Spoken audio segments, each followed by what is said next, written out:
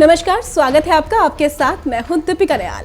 चुनावी एक्सप्रेस में आज बात करेंगे नागपुर लोकसभा सीट की, जहां से इस वक्त केंद्रीय सड़क एवं परिवहन मंत्री नितिन गडकरी सांसद हैं।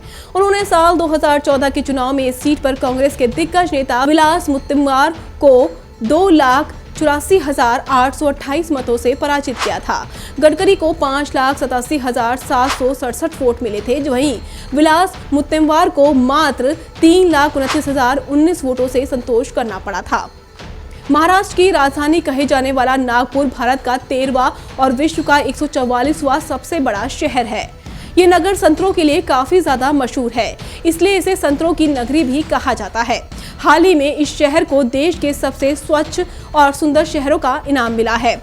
नागपुर भारत देश का दूसरे नंबर पर ग्रीनेस्ट शहर माना जाता है। नागपुर राष्ट्रीय स्वयंसेवक संघ और विश्व हिंदू परिषद जैसे संगठनों का प्रमुख केंद्र है। नाग नदी के नाम से इस शहर का नाम नागपुर रहा। इसकी कुल आबादी 24,05,665 है। नागपुर लोकसभा सीट के अंतर्गत 6 विधानसभा क्षेत्र हैं। 1991 में अस्तित्व में आने के बाद से अब तक यहां पर अधिकतर मौकों पर कांग्रेस ने ही परचम लहराया है। आरएसएस मुख्यालय होने के बावजूद यहां से सिर्फ 2 ही बार बीजेपी जीत पाई है।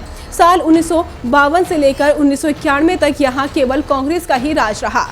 साल 1996 में पहली बार यहां भाजपा ने जीत का स्वाद चखा और तब से यहां पर बनवारी लाल पुरोहित जीतकर लोकसभा पहुंचे थे।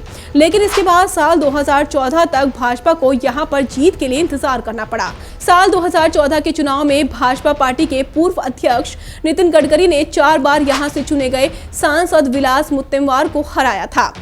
नागपुर में ही जन्मे नितिन गडकरी भारत सरकार में सड़क परिवहन, राजमार्ग, जहाजरानी, जल संसाधन, नदी विकास और गंगा संरक्षण मंत्री हैं। इससे पहले 2010 से 2013 तक वो भारतीय जनता पार्टी के राष्ट्रीय अध्यक्ष थे।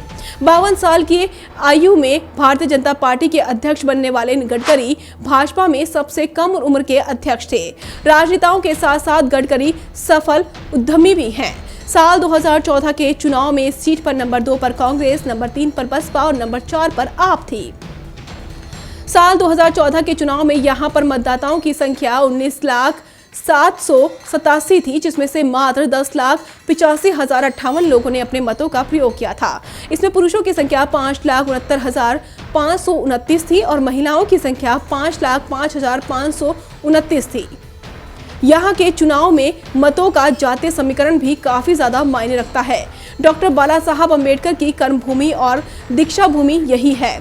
दलित समुदाय का रुझान चुनाव परिणामों पर प्रभावी रहता है।